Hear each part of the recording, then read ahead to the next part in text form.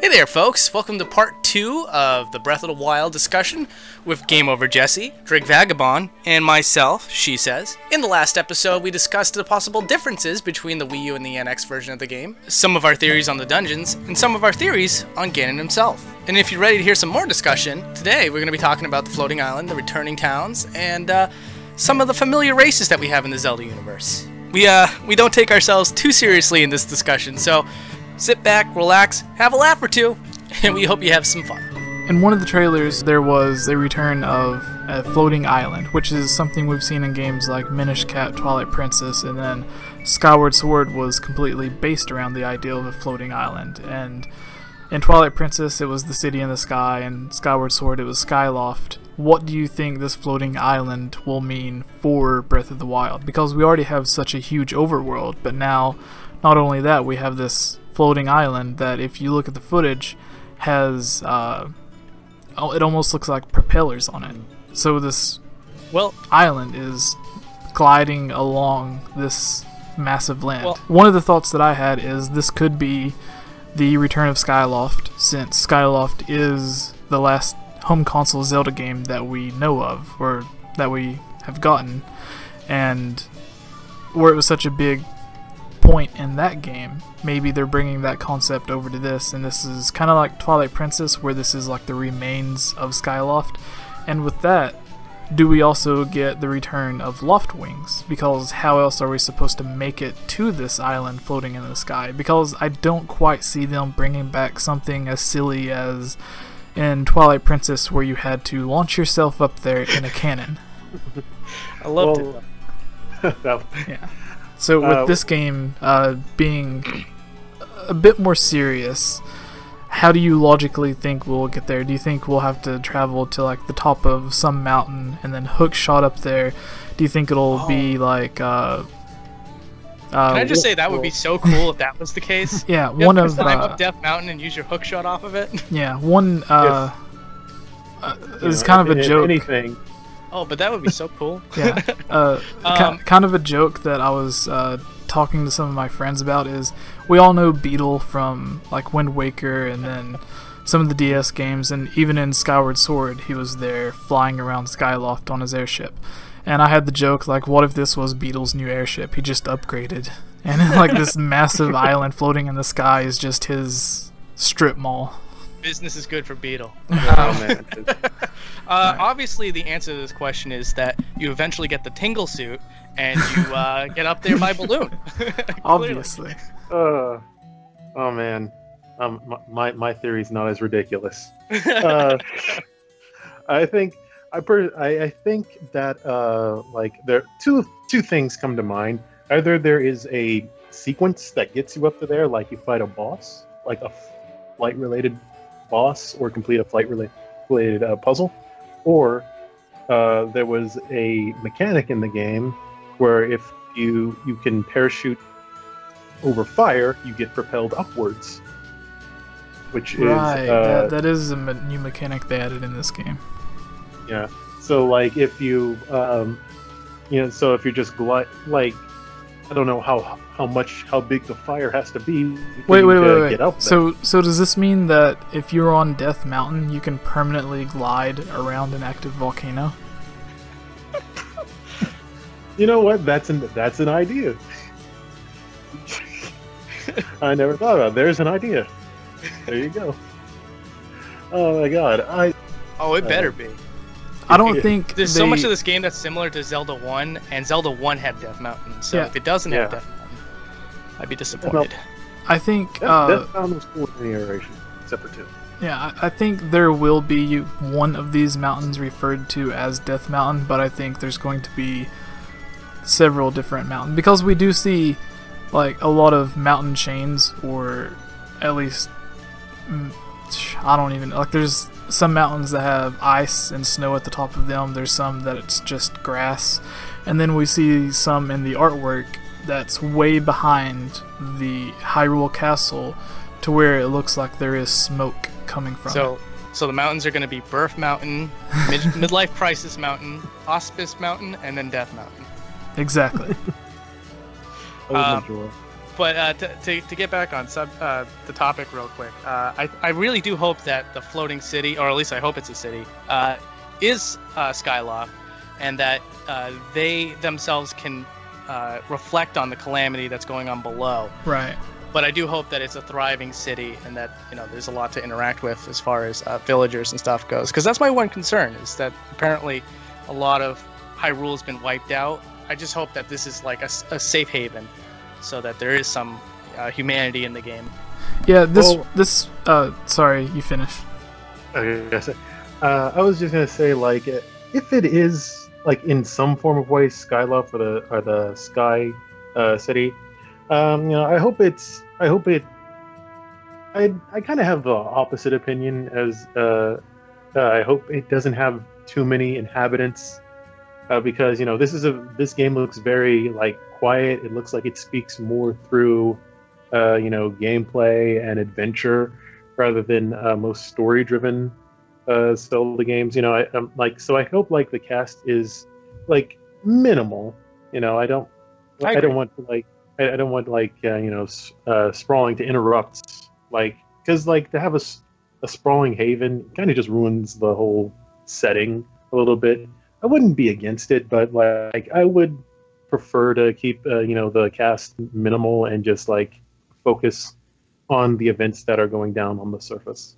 Yeah, for me, I hope, and this kind of goes back to an interview that I seen from E3 where someone at Nintendo said, and I believe it was Inuma, said that in this game you will come across like villages and towns that we're used to seeing from Ocarina of Time or past Zelda games. Oh, good. But a lot of places that we visit will be in ruins, and okay. I imagine either looking similar to how the Temple of Time looks in the Great Plateau, to where obviously from a distance that looks almost identical to what we expect the Temple of Time to look like, but once we get closer to it we can see that half of it's been torn down, there's rubble and decay everywhere. And if we visit, say, a village like Kakariko Village or Old Kakariko Village in this game,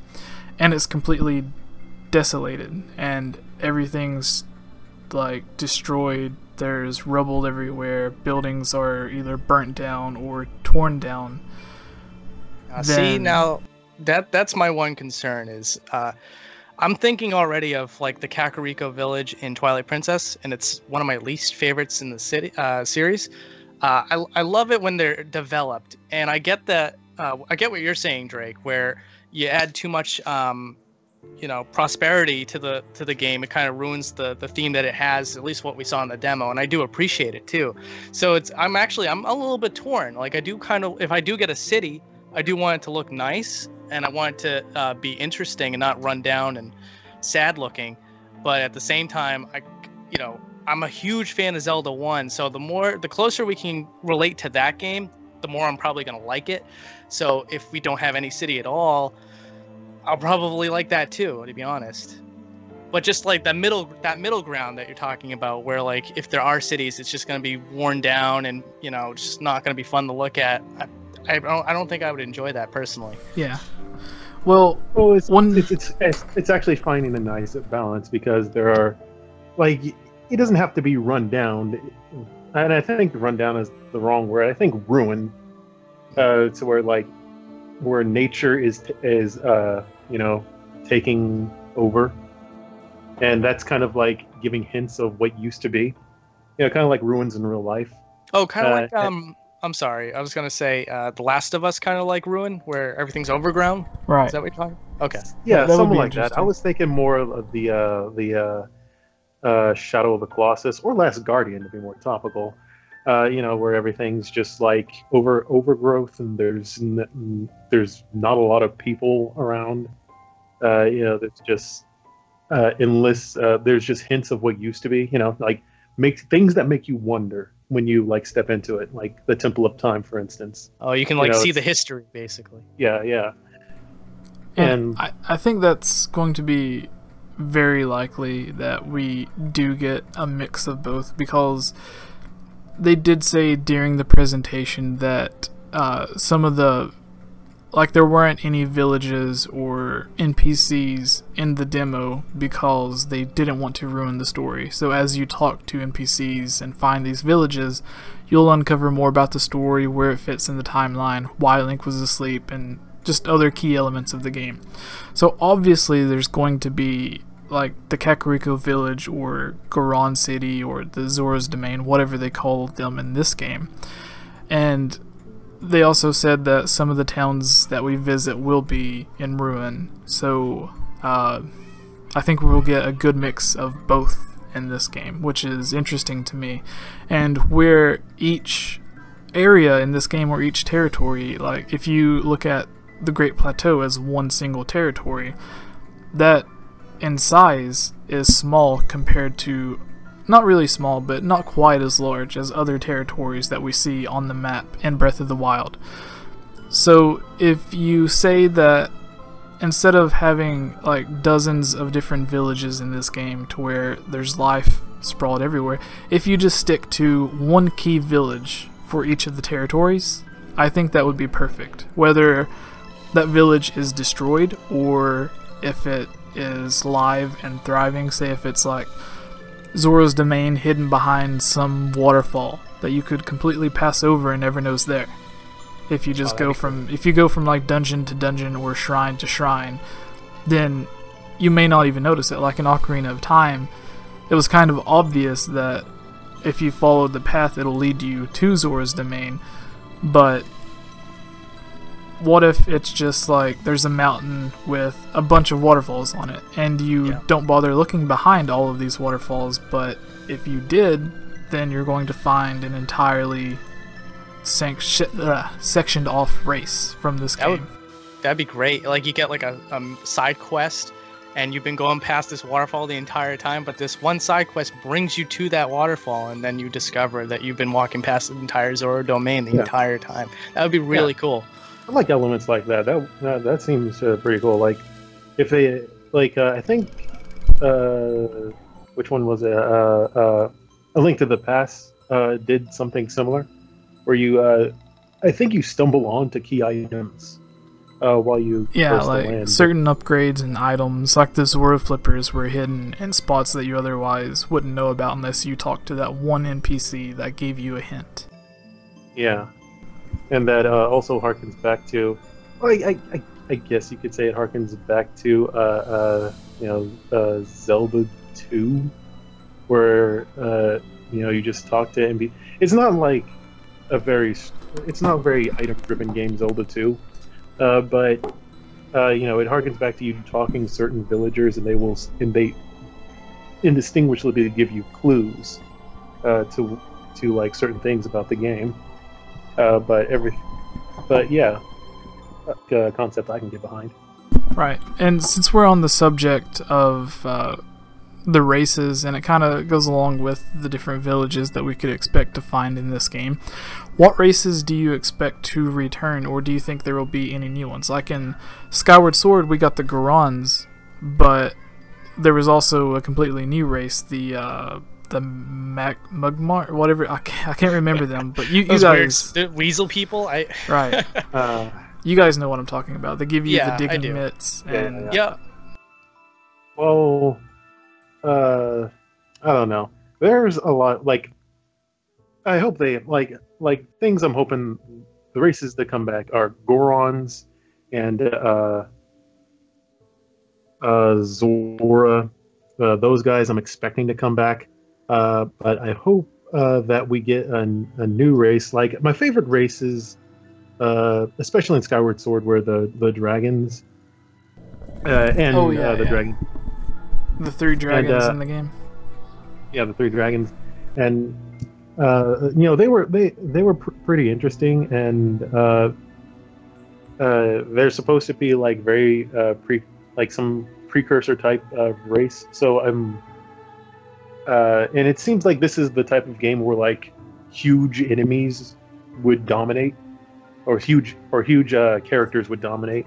So like I'm expecting characters more or less like that to make some sort of reappearance. So I I hope that we get evil Zoras, like in Zelda 1 and A Link to the Past. Yeah, that would be awesome. If we had, are you saying like two different races of Zoras, to where we have the river Zoras and then the sea Zoras? Ooh, yeah. Hey, I'll take that. I want both. I want them to have a war. That'd be great. Because then, like, if you've already met the nice Zoras and you're like running along a river and you see another, you're like, oh hey, there's someone I could potentially get a bottle or a hint at where this item or this dungeon is, and you go up to confront them, but they just start attacking you. I'd be down for that. Like, sure. Then you wouldn't really know what to expect once you came across it. Like, are they going to be peaceful? Is this a group of peaceful Zoras? Is this a group of vengeful Zoras? Like, that by itself could add so much to the story. It would be really cool if, like, the Zoras, both good and bad, had designs that were transitioning from the Zoras that we know from Ocarina of Time and how we know them from A Link to the Past, where, like, you know, they look green with big lips and they have, like, the webbing on their face. Yeah, I think it would be great if, like, I like your idea, and I hope that, like, if they go that route, they just kind of transition the image, you know, between the two, like hybrid almost. That way, you know, it wouldn't like upset anybody that's like, oh, that's supposed to be an evil Zora. It doesn't look anything like the ones that I know. But the other two races that I would like to see, I'd like the Kakiri to come back. Oh, I would love that. And we see that the Koroks come back, and because of that, a lot of people are like, oh, this has to take place after Wind Waker. But not necessarily, because you know, there's several different theories and what the game says and stuff, but it's common that people think that the Kakiri evolved into the Koroks because of the flood, and they changed their form because of evil and stuff, and they were kind of, I wouldn't say forced to evolve into the Koroks, but they just kind of changed to better be suited to the land. And if a great threat is what pushes them to change forms, then what's a greater threat than how we see in this game, where almost all of Hyrule is taken over by the Guardians and Ganon? Oh, so adding off of that, this whole game could be about transitioning between the two, you know? So, like, we could experience that, where the Kakiri in this game are going through that evolution that eventually becomes Wind Waker with the Koroks. And same thing with the Zoras. And I mean, as we both know, the Gorons have a much smaller relevancy in Wind Waker. So there could be a story behind that could evolve in Breath of the Wild, which I'd love to see. Yeah. Do you have any like Octoroks? Octoroks, yes. I want classic Octoroks, but that's just my old school fan speaking out. Like, I would love to see like the red Octoroks or something similar to it. I would like the blue Octoroks. Screw that. Both, man. Let's do both. Yeah, and something that we haven't seen in this game is the flying enemies, like the keys or the bats and stuff. Oh, and I thought then, you were talking about P-hats. Yeah, well, those two, and then in Twilight Princess we have, I can't think of the name of them, but the giant Twilight birds that attack you. And then there's that one weird mini-game that you, or I don't think it's a mini-game, but you use one to kind of fly up and down the river. Yeah. Do you expect any aerial enemies in this game? I hope so. You have an aerial mechanic. Yeah, and we have the floating island. And Ganon in this game is flying all around Hyrule Castle. So I think it's kind of obvious that we should expect some sort of flying enemy, whether it be small or big. But what are your guys' thoughts on not only bringing those types of enemies in, but also somewhere in the game bringing back the Loft Wings from Skyward Sword? And that way... I think the Loft Wings have served their purpose in Skyward Sword. No. Not to say that I wouldn't be, against bringing them back, but I think they've served their most purpose during this Skyward Sword time, especially in a setting for this is, traversal. Yeah. Flying. So like a flying companion would probably like, again subtract a little bit from that ability, maybe later in the game. So I think a Loft Wing would be a good idea, but to play off of what you just said, it shouldn't be something that's immediately given to you. It should be an end game type thing, like an airship in an RPG. Like you don't get that until you pretty much explored the entire world map. So for a Loft Wing to be introduced in the game, I think is a really great idea, especially with how massive the world is. But it should only be given to you once you've explored most of the map, of course. And as far as air enemies go, I wouldn't like to see them if they're going to be used the same way as like the sharks were in Wind Waker, where they're just kind of deterring you from like just either being on standby or trying to find an exploit. If they're going to be used to stop you from exploring, that's the only reason why I would never want intrusive flying enemies. Yeah. I'm actually in the same boat on that. Like flying enemies in this game in particular, if they're not prominent, then I don't think they would add too much to the combat, unless there's like a weapon or skill you can learn to like deal with them. If they introduce something like that, I'd be on board with a few flying enemies here and there. Yeah, how about like again, since the options are endless so far, we could you could hook shot onto a flying enemy and basically pull a shot at the Colossus and take him out by sword on top. That would be great. Yeah, I imagine we've seen that with the dragon in Twilight Princess, and then the water dungeon boss in Twilight Princess, Morphle.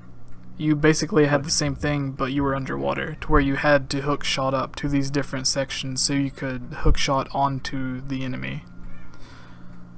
Which, if we have bosses or enemies like that, to where, like, smaller enemies, you can just hook shot and kill them. But if there are larger enemies, to where instead of pulling them down, it pulls you up to them, I think that would be great. Yeah, that something. Yeah, again, it just has to make. It doesn't have to be. They don't have to be a hassle to deal with. Like they have to be more of a challenge than an obstacle. One thing that I would kind of be afraid of is, obviously there are massive mountains in this game. That's going to take a while to climb. So one of my fears is, while you're climbing one of these mountains, an enemy just comes and attacks you and knocks you off.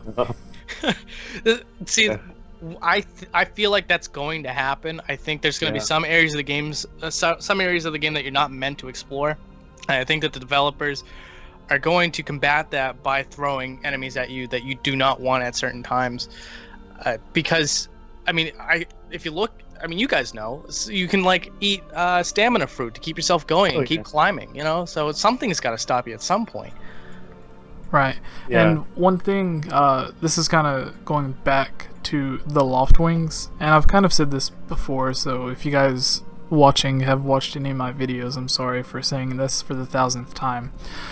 But with the Loft Wings, one thing that I would love is how you guys mentioned, if you do get the Loft Wings in this game, they aren't introduced until at least halfway through the game. After you've already explored everything, you've already unlocked all of the different locations on your map, and now you can finally get the Loft Wing. Because even on Epona, going from one side of the map to the other is going to take a very long time. Yeah. And they said that there were certain warp points in this game that you can just kind of fast travel to. But with this game being the first real HD Zelda game, and there is such I can't think of the word I'm looking for, but there, like, the game is, you have like the flat ground level, and then there's all these, like, there's a verticality to the game to where there are all these mountains. So if you can use a Loft Wing to travel to the top of a mountain really quick, or use the Loft Wing to travel to the floating island in the sky, if there were bosses in this game, like in Skyward Sword, to where you use a Loft Wing to fight the parasite on the flying whale, if there are enemies like that in this game, then I think that would be perfect for the Loft Wing. And the best way I can see it being introduced is, say, Death Mountain in this game. We see it's an active volcano. What if you can climb Death Mountain, but there's falling rocks like an Ocarina of Time that will constantly knock you down, or if there's flowing lava that you just can't climb through, because if you put your hand there, then you're just going to die. So what if you use the Loft Wing to access these otherwise unreachable spots on these mountains? Yeah, that's kind of what I'm thinking in terms of how the Loft Wings should be used. There's because again, like you said, these are levels that are like almost impassable, like impossible to reach without like certain items or equipment. So a Loft Wing would be handy in traversing high areas where your stamina will run out, or there's an obstacle in the way, to just fly up there.